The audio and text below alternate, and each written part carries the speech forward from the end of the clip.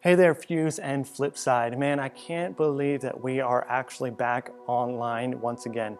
And hey, we want to get to in person, and so we might try to do some things differently in the next few weeks. But for now, we just felt this is the best option to be here online.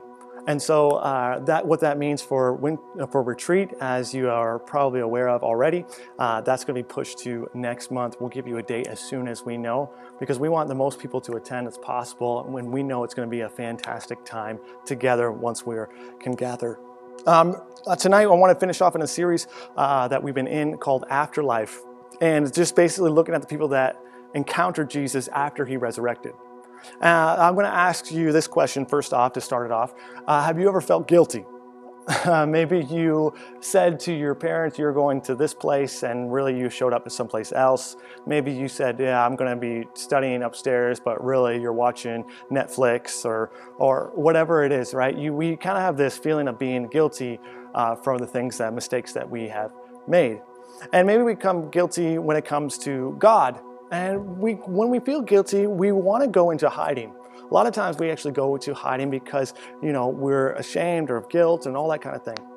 But here's what we're trying to get at, that sometimes when we feel guilty, it actually impacts our faith.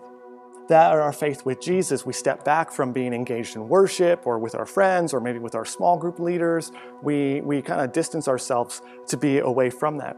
And so we have this part in our lives of feeling guilty. And so tonight, what I want to take a few moments is talking about how do we overcome that feeling. And there's this guy in the Bible that actually had this feeling of guilt. See, the guy in the Bible that I'm talking about is Peter. Peter is this loud, boisterous character. He's this character that chopped a guy's ear off. He's this loud guy. And before Jesus died on the cross, Peter actually denies that he even knew Jesus 3 different times. He said, I'm never going to deny you, Jesus. I'll follow you to the end. And yet Peter denies Jesus. After Jesus is resurrected and he encounters Peter once again, and it has this great interaction with Peter that I want to read a little bit for you. John chapter 21, it says this. Jesus said to Simon Peter, Simon, son of John, do you love me more than these? Yes, Lord, he said, you know that I love you. Jesus said, feed my lambs. Again, Jesus said, Simon, son of John, do you love me? He answered, yes, Lord, you know that I love you. Jesus said, take care of my sheep. The third time he said to him, Simon, son of John, do you love me? And notice this, it says this, Peter was hurt because Jesus asked him a third time, do you love me? He said, Lord, you know all these things. You know that I love you. Jesus said, feed my sheep. Why was Peter hurt in that moment? Well, it was because he was feeling guilty.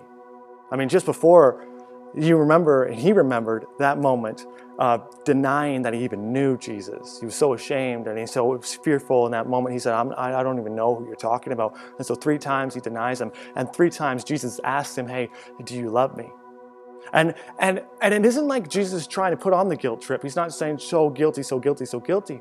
He's actually trying to create an opportunity for Peter to come back. See, God actually provides not just guilt, but he actually provides conviction. And conviction will bring us closer to Jesus. And that's what Jesus is trying to do in this moment. He's saying, you know what? Do you love me? He said, feed my sheep. And you're like, why is he feeding sheep? Is he going to a farmer field, whatever? No, he's saying, feed my sheep, the people. He's talking about different people. He said, spread the gospel, use your talents, use your giftings, go out there and do this work that I've called you to do. And many times in our life, when we feel guilty, we actually shy away from doing what God wants us to do. But Jesus says, hey, I'm going to give you another opportunity. And it's because of God's grace that we can actually do what God has called us to do. See, whenever we feel guilty, it actually should push us towards Jesus, not draw us away from him. And so many times we see church and we see talks and things like this as a means of guilt tripping us to follow Jesus. Jesus doesn't use it as a guilt trip. He says, yeah, I'm going to confront some stuff in your life in order to draw you closer to me. So that way you can do what I've called you to do. See, guilt, it does not have a place in your life when grace does. And grace draws us to Jesus, and grace says you can do what I've called you to do. Because of the resurrection, Peter knew that he was forgiven. Peter knew that he was forgiven. He loved Jesus and did what he called him to do. So, in your life and my life, what is God confronting us with? And what is God saying to us? Is he giving you and I an opportunity to say, yeah, do you love me? If you love me, then go feed my sheep.